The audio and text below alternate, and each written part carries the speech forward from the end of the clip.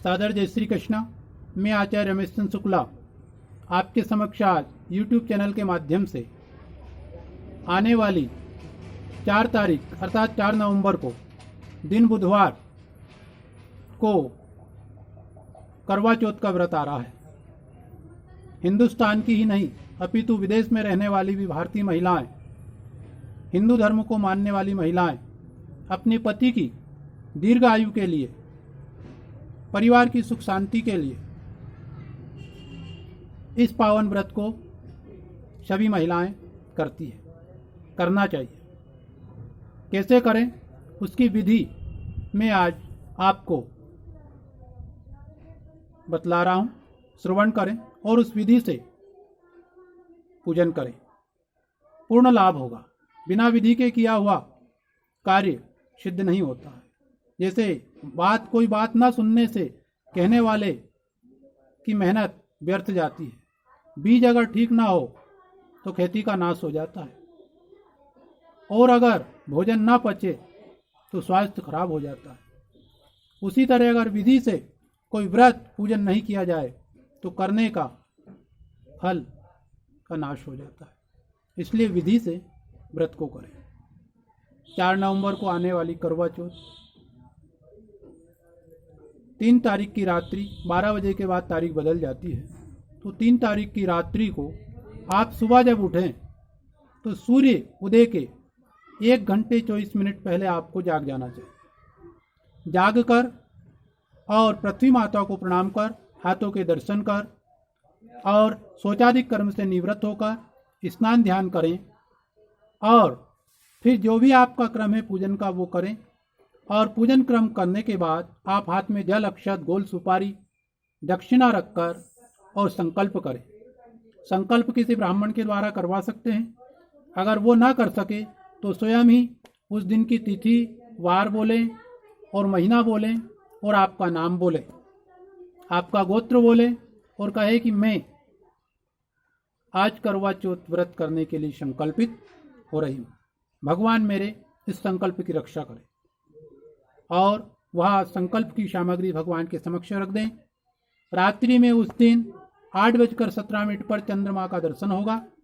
8:17 के पूर्व आप पूरी तैयारी कर ले।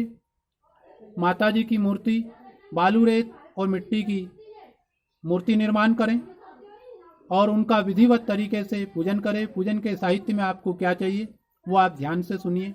जल का कलश भरे, 2 पान ले, पान के ऊपर एक पर आप स्वस्तिक बनाकर और माता जी का जो आसन आपने लगाया है वहाँ सामने रखें। उसके ऊपर गोल सुपारी रखें, दीपक प्रज्वलित करें और दूसरे पान को आपने जो जल के लोटे में रख रखा है उसके पूर्व आप हाथ में अक्षत पुष्प लेकर चौथ माता का आह्वान करें और अक्षत पुष्प उनके चरणों में चढ़ाएं। फिर उनको जल से स्नान कराएं, दूध से स्नान कराएं, पुनः शुद्ध जल से स्नान कराएं, वस्त्र चढ़ाएं, तिलक लगाएं, अक्षत चढ़ाएं, रक्त पुष्प चढ़ाएं, सुगंधित सेंट चढ़ाएं, धूप दीप के दर्शन कराएं, नैवेद्य अर्पण करें और 3 बार जल का आचमन कराएं, फल चढ़ाएं, लौंग इलायची चढ़ाएं और कपूर थोड़ी सी रखकर पान पर अगरबत्ती लेकर और माँ की आरती करें। आरती कर दोनों तरफ अर्घ देकर और माँ को आरती दें। इसके पश्चात आपका समय चंद्रमा के दर्शन का हो चुका है। चंद्रमा के दर्शन करें और चंद्र भगवान का भी यथाविधि पूजन करें। उनके पूजन में आप श्वेत पुष्प का प्रयोग करें और चंद्रमा की भी आरती करें, उनको अर्घ दें। अर्घ का अर्थ है एक जल के अंदर सुगंधित पदार्थ, पुष्प डालकर, पंखुड़ी डालकर और चंद्र भगवान को अर्घ दें। इसके बाद पति देवता का पूजन करें।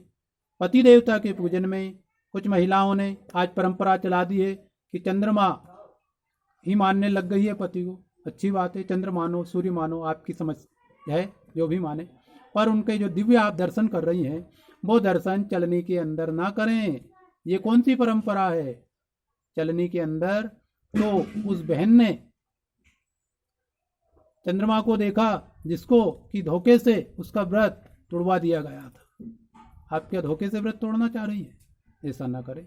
ये अगर किसी ने बताया है तो आप मेरे से बात करें।